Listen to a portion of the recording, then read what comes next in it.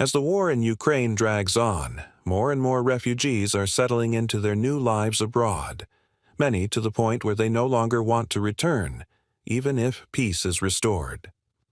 A new study from Denmark highlights this growing reality, showing that a significant number of Ukrainian refugees prefer to stay where they are rather than go back home.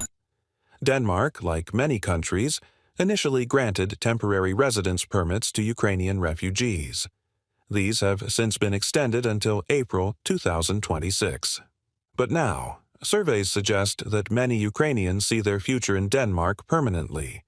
In fact, 69% of respondents in a recent study said they'd prefer to stay, even if the war is no longer a direct threat. For some, it's not just about opportunity. It's also about fear.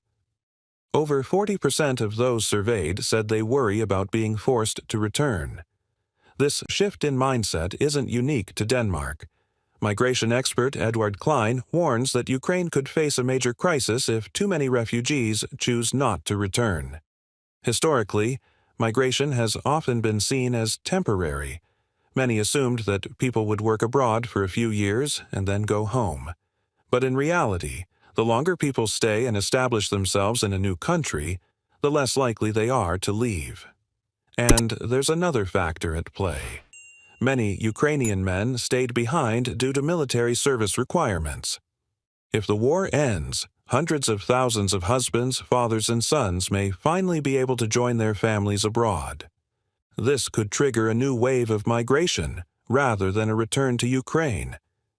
Ultimately, these findings raise big questions, not just for Ukraine, but for the countries hosting these refugees. What happens when temporary protection turns into long-term residency? And how will Ukraine rebuild if so many of its people choose to stay elsewhere? The full impact of this shift may not be clear yet, but one thing is certain. The end of the war won't necessarily mean a return to the way things were.